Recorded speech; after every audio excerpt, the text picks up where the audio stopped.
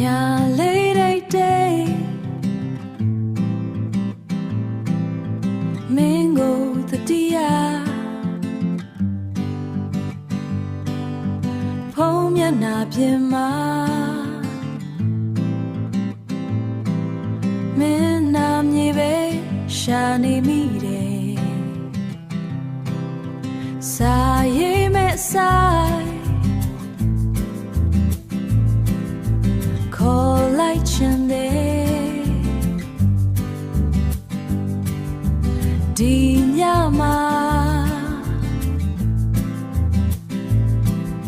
မင်းတန်ပဲလိုတယ်ဖုန်းခေါ်နေတာ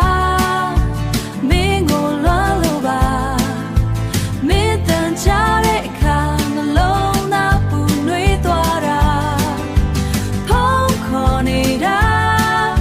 မင်းအိမ်နေမလားတော့ချစ်လို့မေးချင်လို့ပါ